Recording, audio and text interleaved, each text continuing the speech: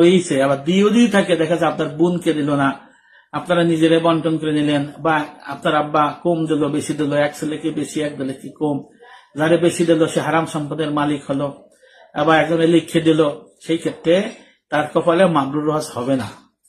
আর এই বিষয়গুলো হারামের মধ্যে আছে। অনেকে দেখা গেছে যে পিতা মাতার খেদমত করে পিতা মাতার কাছে জমি নেয়, হ্যাঁ, পিতা মাতার সন্তান ধরেন 7-8 জন, দেখা গেছে ওই ছেলেকে সে 3-4 খন্ড জমি লিখে দিল, ছেলে মহা খুশিতে সে হজ করতে চলে গেল। এই হজ হবে না, এই হজ বাতিল।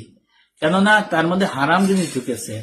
ওই পিতা যে লিখে দিল, তার যত ছেলে মেয়ে আছে, স্ত্রী আছে, তাকে সমান অংশ করে দিতে হবে। জীবিত অবস্থায় পিতা মাতা যদি বন্টন করে সমান দিতে হবে, হ্যাঁ, স্ত্রীকেও সমান দিতে হবে, ছেলে মেয়েকেও সমান দিতে হবে। মারা গেলে যদি হারাম সম্পদ না হয়, মিরাজ হিসেবে আল্লাহর বন্টন অনুযায়ী, নিয়ম অনুযায়ী পাবে। আর একটা হলো হারাম সম্পদের মিরাজ হয় না, কিন্তু হালাল সম্পদের মিরাজ হয়।